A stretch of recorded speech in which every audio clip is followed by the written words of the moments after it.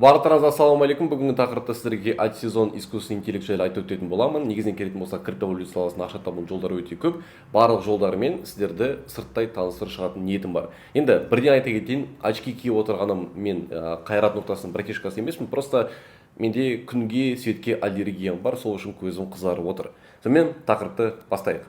Бүгін мен сіздерге ешкім айтпайтын заттармен бөлісетін боламын, так что видеоның соңына дейін қараңыздар. Егер де сіз бұл салада мүлдем шарит етпесеңіздер де постарайтесь понять, қабылдап, уже қолданып ақша табыңыздар. Жарай ма? Келістік қой. Искусственный интеллект деген жалпы не нәрсе? Бұл жасанды интеллект, программный обеспечениемен әрине бұның барлығы құрастырылған. Қаншама жылдар бойы білесіңдер ме, кейбір сайттарға кіреміз и айтады ғой бізге өзіңнің робот екеніңді дәлелде. То есть то, что ты не робот. Светофорды көрсетеді, мотоциклды көрсетеді, автобусты көрсететін картинкалар, капча дейді оны. Жалпы оның барлығы искусственный интеллектті үйрету мақсатында жасалынып жатқан заттар. Ойлаңдаршы. Қазіргі таңда искусственный интеллект бұл өмірді қалай көреді, тура солай саған видео шығарып бере алады, немесе мәтіндер шығарып бере алады. Жарайды. Жалпы искусственный интеллект қазіргі таңда байып кетуге керемет мүмкіндіктер сыйлап отыр. И бұны міндетті түрде қолданып қалыңыздар. Жалғастырайық. Альт-сезон дейтін не нәрсе? Жалпы биткоиннан басқа альтернативный криптовалюталардың барлығы альткоины деп аталады. Особо альтернативный. Яғни биткоиннің өзі 2009 жылы пайда болған. Оны шығарған адамдар кім екені белгісіз, ешқандай компания онымен айналыспайды. То есть ода развитие жоқ. 2009 жылы пайда болған машина қазіргі таңда өзімен өзі өмір сүріп келе жатыр. Кімнің есінде? Сол жылдары кнопочный телефон болды, сол жылдары технология басқандай болған, соответственно, биткоинның технологиясы кішігірім ескі десек те болады. Басқа пайда болып жатқан альткоиндардың мақсаты биткоинның минустарын плюсқа айландыру. В принципе осы. Енді жалпы альт-сезон деп альткоиндардың бағасы қарқынды өсетін кезеңді айтады. Соңғы рет альт-сезон бізде 2020 жыл болды. 2020-2021 биткоинның бағасы 600%-ға өскен болатын. Артынан альткоиндар орташа плюс 1,5%-ға өсті. Мен именно фундаментальный мықты альткоиндар айтып жатырмын. Solana, Космос, BNB, Ethereum сияқты пайдалы криптовалюталардың орташа өсуі 1,5% болды. Так, арада достар бізде 3 жыл өтті. 2024-те биткоинда халвинг басталды. То есть 4 жылда бір рет биткоинда халвинг өтіп отырады. Халвинг деген не нәрсе? Басқаша тілмен айтатын болсақ, давайте мен сіздерге қазір оны кішігірім алтынмен байланыстырайын. Жер шарында бізде белгілі бір алтынның количествосы бар. Алтын кезінде жердің бетінде болған кезде ол арзан болды. Со временем, чем глубже мы копаем, то есть біз жерді терең қопарған сайын алтынды іздеу мақсатында оборудованияға, жұмысшыларға өте көп ақша кетеді. Соответственно, неғұрлым алтынды добывать ету қиын, соғұрлым алтынның бағасы өседі. Тура солай, 4 жылда бір рет биткоинда бізде халвинг болып отырады. Ол жаңағы майнерлардың комиссиясын азайтады. То есть за каждый блок комиссия азаяды. Соответственно, майнерларға биткоинді майнинг ету қиын болғандықтан оның бағасы өседі. Қысқаша айтатын болсақ, 4 жылда бір рет болатын биткоиннің халвингда бізде альт-сезон басталады. 2024 дәл қазір достар, бұл бізде прям исторический момент. Сендер бұл телеграм-каналға бұл видеоны көріп отырғандарың неспроста, реально криптоның арқасынан байып кететін керемет мүмкіндіктерім бар. Так что достар, до конца бізбен бірге болыңыздар. Жалғастырайық. Вот. Келесі альт-сезон осы жылдың аяғында басталса, биткоиннің бағасы 2028-ге дейін $65,000-дан $325,000-ға дейін өсуі мүмкін. Ал егер де олай өсетін болса, альткоиндардың орташа өсу потенциалы 5000%-ті құрастырады. Енді, мүлде білмесең де, соңына дейін отырыңдар, барлығы максимум қарапайым тілде айтылып өтетін болады. Жақсы ғой. Так, жалғастырайық.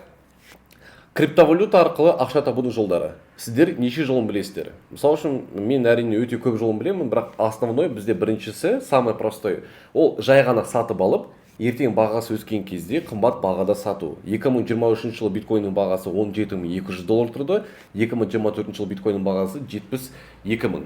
То есть табыс мұнда 355%-ті құрастырады. Сендер биткоинді сатып алу үшін не обязательно $70,000 болғаны. Сендер 0,100-ден 1 биткоин, 0,100-нан 1 биткоинді $100-ға, $200-ға сатып алсаңдар болады. Ұмытпаңдар.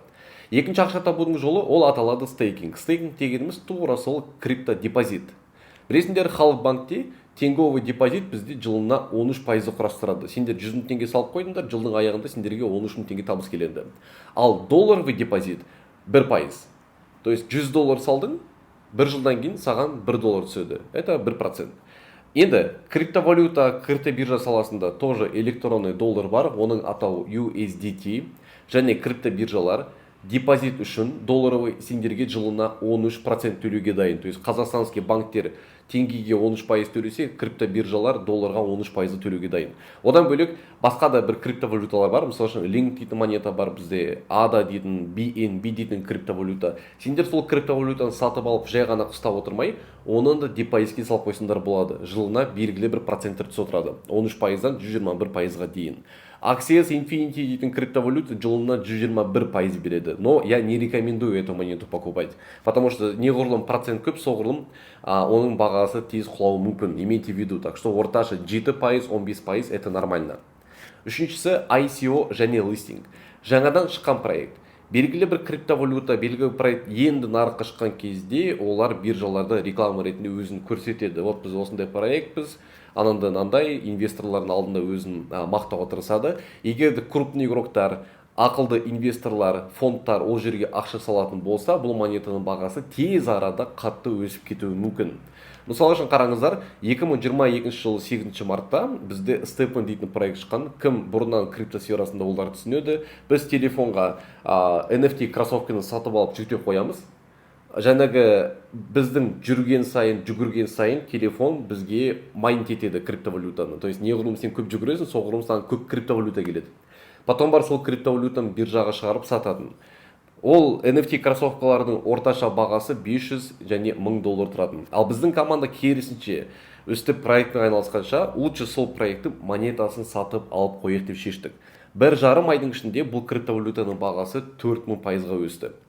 Математикадан айта кетейін, егер де сендер 1 миллион теңгеге сатып алған жағдайда, бұның бағасы 40 миллион теңгеге 1,5 айдың ішінде өсетін. Ана қосаш?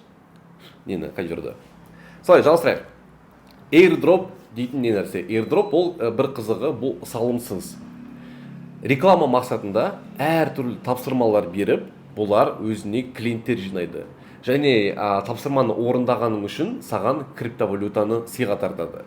Білесіңдер, мысалы үшін элементарно біздің блогерлер жаңадан бір ресторан ашса, донорный бизнес ашатын болса, допустим, ЖК Свадьбы, олар алдымен бәрін тегін шақырады, шоу көрсетеді, потом барып, уже келесі күннен бастап сататын болады. Тура солай. Қараңдаршы, мысалы үшін бұл жерде мына тұрған проекттің бір қызығы, сен досыңды шақырған сайын саған монета береді. Болды блогерлерді сторисіңе салдың, досыңа жердің и iPhone ұтып аласың дейтін сияқты, лотерея. Здесь то же самое. Твиттерге подписка жасадың 5 монета, досыңа жердің 10 монета. Бұл криптопроекттің ішіне кіріп бір нәрсе жасадың, там регистрация, тому подобное. Саған уже 20 монета береді. То есть әртүрлі проекттің әртүрлі условиялары бар. Бесіншісі пам және хайп проекттер. Бұл жерде негізінен келетін болса, көбісі жаңалықпен тікелей байланысты, белгілі бір руслаға қатысты криптовалюталардың бағасы өсіп кетуі мүмкін. Неге 2021 жылы бізде альт сезон басталды? Себебі Facebook компаниясы метавселенныйға ауысқан болатын. Ал метавселенная это уже VR очки, это уже игры. Сол үшін ойындарға қатысы бар Sandbox, Axie Infinity сияқты криптопроекттердің бағалары 2000-3000%-ға өсіп кеткен.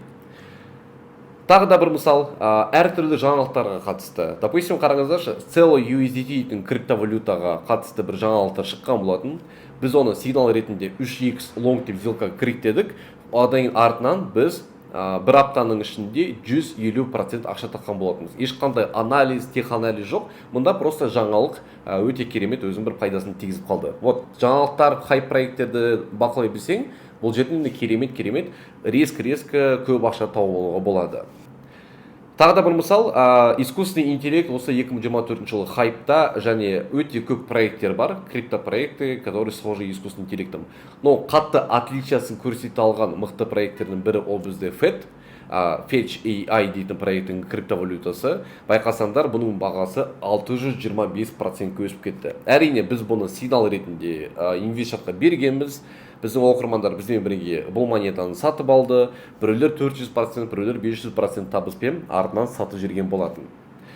Сонымен ең үлкен табыстың көзі все-таки бұл проекттердің арасында ең үлкен, ең көп ақша алып келетін негізінде бір проект бар. Ол жерде мен қазір чуть позже айтамын. Неге монеталардың бағасы өседі және қалай оны ұстап алсақ болады? Өте резонный дұрыс вопрос, да? Мысалы қараңдаршы, PP дейтін криптовалютаның бағасы 1312%-ға өсіп кетті. Бірақ бұл монетаның өсетіні ортасында белгілі болды. Қараңдаршы, мен қазір хайп деген сары түспен белгілеп қойдым. Именно осы жерде PP-ге қатысты жақсы жаңалықтар шықты, крупный фондтар ақша салды. Осы жерден бастап оның өсетіні белгілі болды. Хотя есть же люди, которые оның алдында еще өте көп ақшаны салып қойған адамдар бар емес пе? Кто эти люди? Бұлар крупный игроктар, бұлар умный игроктар. Олар алдын ала біледі, қай проект атады, қай проект атпайды. Кішігірім бұның барлығы инсайдерский ақпараттармен тікелей байланысты деп ойлаймын. Біз монеталардың өсіп кеткеннен кейін білеміз. То есть ол өсіп кетті. Вот қараңдар, арбитрум дейтін криптовалютаның бағасы 1720%-ға өсті. PayPal дейтін криптовалюта 1000%-ға, ZIG вообще 2165%-ке бұның бағасы өсіп кетті. Как это можно заранее предугадать? Қалай оны алдын ала білсек болады? Осы үшін бізге крупный игроктарды тауып алу керек просто. Мен сендерге айта кетейін, жалпы крипто кошелектің ерекшелігі қандай? Крипто кошелектің ішіндегі қанша монета бар, қандай переводтар жасалып жатыр, оның барлығы открытый доступта. То есть мен қазір саған бір биткоин жерсем, бұл ақпаратты кез келген адам көре алады. Бірақ та бұл кошелек кімдікі екені ешкім білмейді. Крипто кошелектарда верификация дейтін понятие жоқ. То есть ол жерге документ тіркемейсің никогда. И вот сен көріп тұрсың, крипто кошелек көз алдында тұр, ішінде қанша монета бар, қанша транзакция, бірақ ол кімдікі екені белгісіз. Мысалы үшін Каспий банкте дейік. Каспий банкте керісінше, егер де сендер қазір менің номер телефонымды жазатын болсаңдар, менің аты жөнім толықтай шыға келеді. Бірақ менің счетымда қанша ақша бар, мен кімге қанша перевод жасадым, сендер көре алмайсыңдар. Тут наоборот, бүкіл транзакция открытый доступта, бірақ кімдікі екені белгісіз. Мысалы үшін қараңдар, мен өте ұзақ әртүрлі кошелектарды іздеп отырып, осындай бір кошелек тауып алған болатын. Бұл жігіт қысқа уақытта $12,000 табыс жасаған. Яғни плюс 136% прибыли. Представляете, бүкіл сделкалар плюсовой, бірде-бір минусовой сделка жоқ. Қазіргі таңда жаңағы крипто кошелектің сал жатқан монетасы бұл Blue PP, тура сол PP-нің бірақ көк түстісі. Инстаграмда өте керемет хайп ұстап жатыр, қаншама децентрализованный биржаларда бұл проект реклама алып жатыр. И жаңағы адам просто так Blue PP дейтін криптовалютаны сатып алған жоқ деп ойлаймын. И қараңдар, бір қызығы, бұл за все время $12,000 ақша тапты, $12,000-дың $11,000 полностью осы монетаға салып қойды. Если что, имейте в виду, қарап жүріңдер. Кімге қызық $100-дан $5,000-6,000 табыс жасау? Нақты адамдар. Жоқ, достар, бұл кликбейт емес, бұл реклама емес, маркетинговый ход емес. Все по факту. Неге бұндай ақша жасауға болады және қаншалықты қиын, қазір сендер түсінетін боласыңдар. Мен сіздерге криптовалюта арқылы ақша табудың жолдарын және ғана айтып өттім. Стейкинг, хайп проекттер, airdropы, крупные игроки. Ендігісі қосатымыз трейдинг. Трейдинг бұл бізде фьючерсің контрактілер арқылы крипто биржаларды іске асатын торговляның түрі. Негізінен келетін болсақ, бұл жерде табысы өте үлкен, но соответственно риск те басқалардан қарағанда үлкенірек болады. Яғни біз сол қазір трейдинг жайлы сөйлесіп, артынан крупный игроктарды аңду процесін сендерге көрсететін боламын. Как находить крипто кошельки? Жалпы жаңағы крупный игроктардың кошелектерін қалай тауып аламыз, оны қалай қолданамыз, олардың сделкасын қалай қайталаймыз, соның барлығы қазір айтылады. Трейдинг дегеніміз қысқа мерзімді притча арқылы сауда жасау. Яғни тура сол инвестиции, бірақ оның кәсіби түрі. Біз сіздермен алдымен трейдинг саласында фундаментальный анализ жүргіземіз. Фундаментальный анализ дегеніміз бұл сыртқы анализ біріншіден, екіншіден отталкиваемся от фундамента. Давайте мысал ретінде iPhone 13 128 гигабайт, ешқандай царапинасы жоқ, бұның бағасы 110 мың теңге, допустим. Ну, это понятно, он стоит 110 мың теңге. А если бұның қазір экраны сынған болса, бұның бағасы 110 мың теңге тұрмаушы еді. То есть наглядно біз оценка бере аламыз. Так, что-то 110 мың қымбат, походу бір 9 мың теңге нормально. А если бұл iPhone, Қайрат Нұртастың iPhone десем, бұның бағасы 4 миллион теңгеге ұшып кетуі мүмкін. То есть біз әртүрлі факторлерден отталкиваться етіп отырып, белгілі бір активтің бағасына оценка бере аламыз. Және бұл жерде тікелей жаңалықтар үлкен рөл ойнайды. Қараңдар, недавний жаңалықтар стейблкоин от Ripple дейтін XRP дейтін криптовалютаны шығарып жатқан блокчейн, қазір таңда RLUSD дейтін жаңадан стейблкоин шығарып жатыр. Бұл жаңалық негізіне келетін болсақ өте керемет жаңалық болуы мүмкін, потому что XRP тікелей финансовый структураны ауыстыру мақсатында пайда болған бізде блокчейн, имейте в виду. Үшінші жаңалықтарында MicroStrategy запланировала покупку биткоинов на 2 миллиарда долларов. MicroStrategy деген компания бұл биткоинның үлкен инвесторларының бірі, және 2 миллиард долларға биткоинді сатып алатын пландары бар болатын болса, әрине биткоинның бағасы бұл жерде өсіп кетуі мүмкін. Жақсы, біз сендермен жаңалықтардың барлығын қарап шықтық. Сырттай енді давайте тех анализге көшейік. Бұл жерде Smart Money стратегиясы. Біз сендермен графикті зерттеп оқып отырып, крупный заявкалерді дейміз. То есть бағаның қайда кететінін анықтау біздің осы жердегі мақсатымыз. Мысалы үшін Zeta дейтін криптовалютаның бағасы өсетіні белгілі болып тұр. Біз осыған енді қарап отырамыз. CryptoBubble сайты арқылы достар сендер бағасы керемет өсіп кеткен криптовалюталарды таба аласыңдар. Оларды біз қазір не үшін аламыз? Біз бағасы өсіп кеткен монеталарды бер жаққа алып шығамыз. Потом артынан DEX Tools дейтін сайт арқылы жәнегі монетаның ішіндегі бүкіл транзакцияларын қараймыз. Қанша адам сатып алды, қанша адам сатты. Біздің мақсатымыз бұл монета өспей жатып, то есть мысалы үшін бұл монета таңертең сағат 11-ден бастап өсті. Таңертең сағат 11-10 кездерінде қандай крипто кошелектар бұл монетаны сатып алып бастады, осыны қараймыз. То есть заранее мы находим уже покупателей до роста. Тауып алғаннан кейін Epzerion.io арқылы жаңағы кошелектердің барлығын біз зерттейміз. Біздің мақсатымыз олардың арасынан умный игрокты тауып алу, который все время зарабатывал на трейдинге. Біз тауып аламыз, әртүрлі монеталар арқасында керемет табысқа шығып отқан крипто кошелек тауып алғаннан кейін болды, біз оны сохранить етіп қоямыз. Болашақта сол крипто кошелектің ішіне белгілі бір криптовалюта түсетін болса, значит оның бағасы өсіп кетуі мүмкін. И біз де сіздермен олардың артынан қайталап жаңағы монетаны алсақ болады. CoinMarketCalendar дейтін сайт арқылы міндетті түрде алдағы событияларды қарау керек.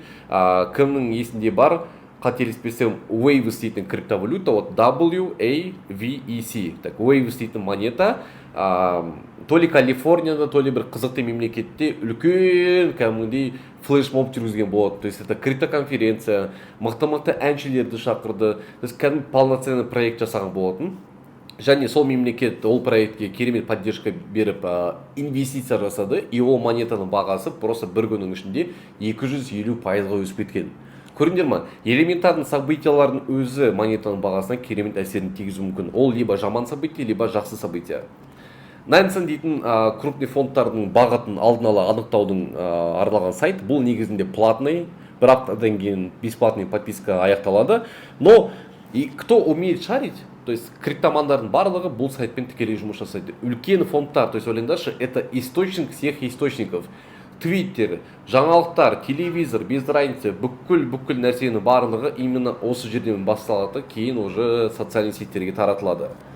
Осылай, в принципе, қиын, келісем өте қиын, но на самом деле, достар, басқа амалы жоқ. Бұл нағыз криптотрейдинг. Именно осы инструменттердің барлығын қолданғаннан кейін бірақ сендер бұл салада ақша таба аласыңдар. Дегенмен бұған прям сфокусирован отыратын болсаңдар, күніне 2 сағат уақыт кем дегенде кетеді. Жаңағы барлығын қарап шығу, монеталарды тауып алу, ол монеталарға бүкіл анализ жүргізу. Негізінде сендерге бұның барлығын жасау не обязательно. Сендер просто біздің команданың сделкаларын қайталап ақша таба аласыңдар. Ол қалайсында? То есть менің командамда адамдар, менде мысалы үшін бір трейдер, оның мақсаты жаңағы Nansenмен жұмыс жасау. Бір трейдер тағы да бір сервиспен, мен өзім DEX Tools пен Epzerion'да отырамын.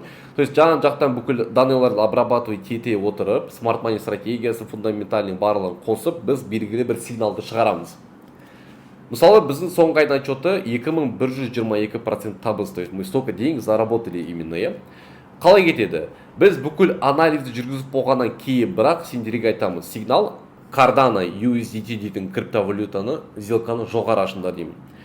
Кім білмейді, нормально, то есть нөлден бастап бұл саланы үйреніп кетуге болады. Сендер просто биржада регистрация, счет толтыру, сделканы ашу, сделканы жабу, ақшаны шығару, білсеңдер болды. Осы 5 қана қадамды үйреніп аласыңдар.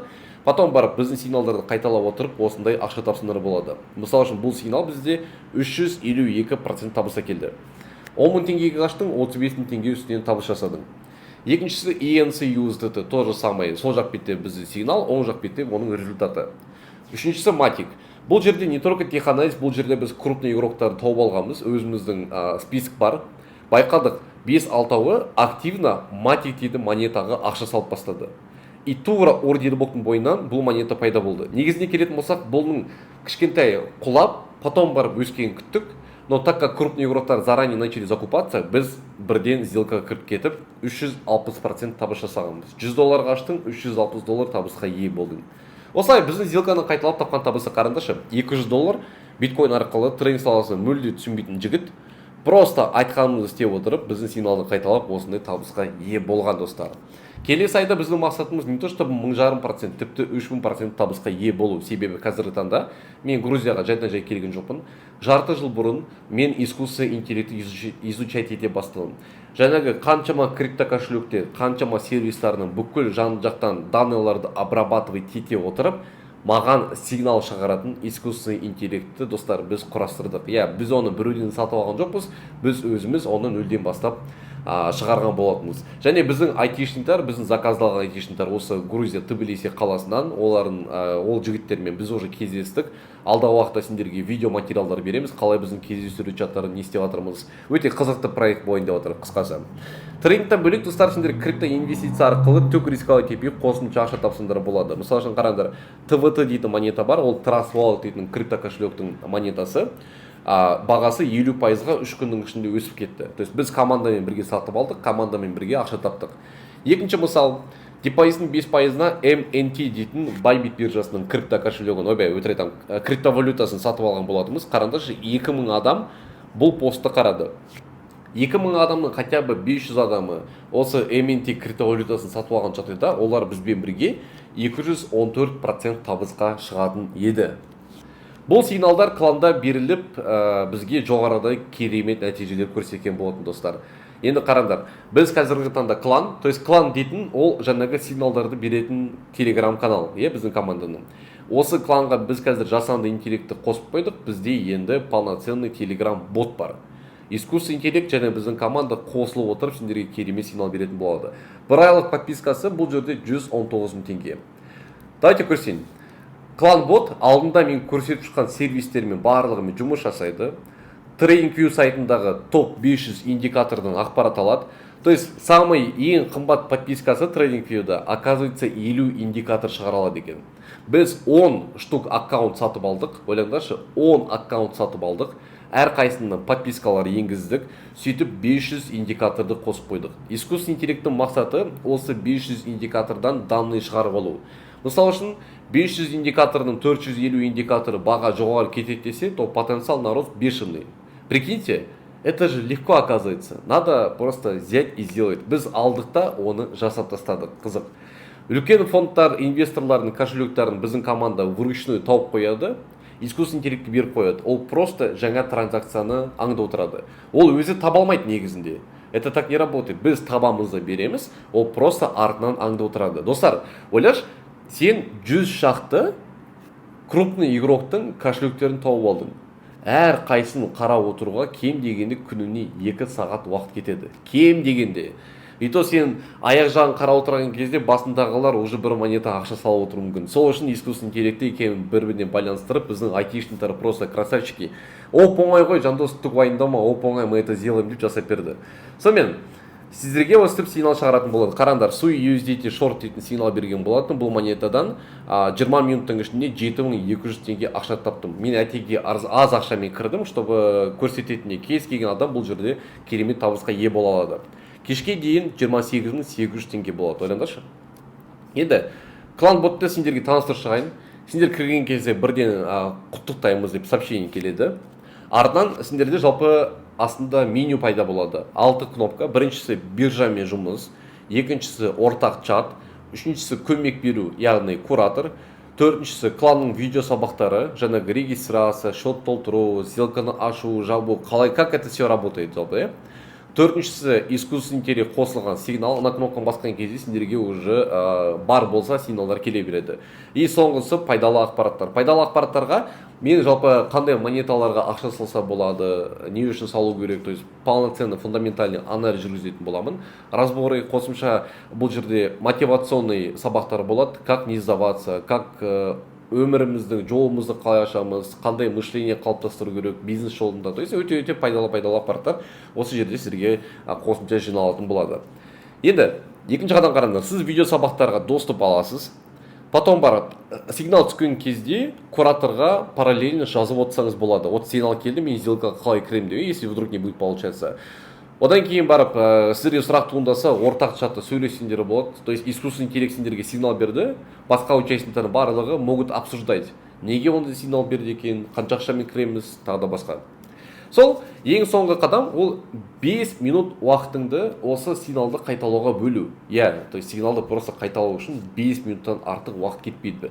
Ол телефонды аштың. Кстати, біздің видео сабақтардың барлығы телефонның инструкциясы бойынша жасалған, потому что жай ғана сигналды қайталап ақша табу үшін сіздерге ноутбук керек емес. Телефонды алдық, биржаға кірдік, сигналды қайталадық, сделканы аштық, take price stop loss қойдық, телефонды қойдық. Болды, бітті. Даже 5 минут емес, 2-3 минут жетеді. Сол қалаған суммаңыз жеткен кезде міндетті түрде видео сабаққа қарап отырып ақшаларыңызды шығарып алсаңыздар болды. Но что я рекомендую? Жалпы бизнесте айтады ғой, обороттың ақшасына тиіспе. То есть пока ты зарабатываешь, пусть сенің осы трейдинг саласындағы ақшаң жинала берсін, потому что альт сезонға қатысты хайп проекттерге монеталар шыққан кезде, чтобы сіздің қолыңызда ақша болатындай, ол жаққа салып 3-4 есе қайтадан шығарып алатындай. Біз байқайсыңдар, біз аяқ асты, достар, мынандай бір монета бар, қазір ақша салыңдар деп аяқ асты айтып қалуымыз мүмкін. Если оның алдында ғана сен бүкіл ақшаңды шығарып алып кайфовать етіп жүрсің, келесі күні сенде керемет мүмкіндік туып тұр. Так что, хоть 5 мың теңге, хоть 50 мың теңге, 100 мың теңге салдың ба, управляй этими деньгами и пока шығарма, пока по крупному не заработаешь. Сол клан қосылған жасанды интеллект арқылы сигнал қайталау мүмкіндігі бар жоғы айлық подпискасы 119 мың теңге тұрады. Искусственный интеллект ол болашақ, достар, неге екенін айта кетейін. Мысалы үшін мен қазіргі таңда Google ассистент дейтін пайда болған. Мен айтамын, Google таңертең сағат 10-ға маған рестораннан столик забронируй, кешкі сағат 2-ге билет алып қой киноға, 6-ға барбершопқа жазып қой деп, просто прикинь, ол баратта өзі звондап, бәріме сөйлесіп, жаңағы менің берген тапсырмамды іске асырады. Это означает то, что ассистент уже керек емес маған. Я сейчас думаю, уволить своего ассистента или нет деп. Қалжыңдаймын. Вообще сондай әңгіме. То есть искусственный интеллект достар бұл болашақ, бұл жерде қараң қалып қалуға болмайды ни в коем случае. Біздің берген сигналдардың результаттары, достар, в принципе, уже білесіңдер, бізде отзывтар өте көп. Давайте бұл видеода мынандай отзыв бар, мынандай кейс бар деп айтпай қойын, потому что Telegram каналда дәл қазір сіздер отырған. Мен наглядно клан-бот сигнал келген кезде сол сигналды көрсетіп отырмын. Потом 4-5 сағаттан кейін сделканың результатын көрсетіп отырмын. То есть не так, что как другие делают, да, достар, смотрите, мы заработали, мы крутые. Наоборот, сначала сигналды беріп жатырмыз сендерге, потом бар табысы көрсетіп жатырмыз, дабы доказывать и показывать, как все это работает. Ал достар, көріскенше сау болыңдар. В целом сендерге қызық болса, клан-ботпен жұмыс жасауларың келсе, міндетті түрде бізге жазыңдар. И, кстати, осы жерде бір момент бар көрсетіп кететін. В целом 3 айға бірден төлеген кезде сендерде 50% жеңілдік болады. То есть ай сайынғы подписка 119 мың теңге, 3 айға ол 357 мың теңге. 50% жеңілдікпен 178 500 теңге шығады. То есть как будто айына 60 мың теңге шыққандай болып қалады в итоге. Так что сол, барлықтарыңа рахмет, сау болыңдар.